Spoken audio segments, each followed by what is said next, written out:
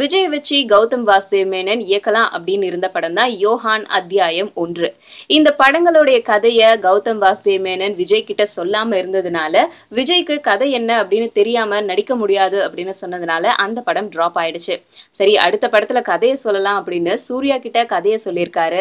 ஆனா சூர்யாக்கு அந்த கதை பிடிக்காததுனால அபிஷியலா ஸ்டேட்மெண்ட்டே கொடுத்துட்டாரு. இந்த கதை எனக்கு பிடிக்காததுனால கௌதம் மேனன் கூட சேர்ந்து நான் ஒர்க் பண்ணல அப்படின்னு சொல்லியிருந்தாரு. சோ அந்த நேரத்துல என்ன பண்ணலாம் அப்படின்னு கௌதம் மேனன் ரொம்ப தீவிரமா யோசிச்சுட்டு இருந்த நேரத்துல தான் சிம்பு தானாவே வந்து ஒரு படம் நடிச்சு கொடுக்கறதா சொல்லியிருந்தாரு.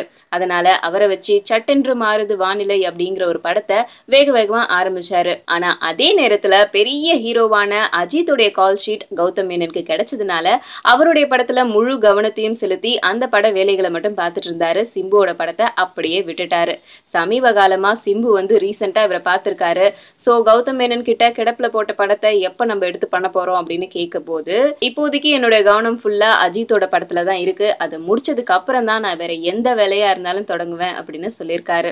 சோ அது வரைக்கும் கண்டிப்பா சிம்பு வெயிட் பண்ண வேண்டி இருக்கும். அது வரைக்கும் சிம்பு படங்களே வெளியாகாது அப்படிங்கிற எண்ணம் தான் இப்போதைக்கு எல்லார்கிட்டயும் இருக்கு.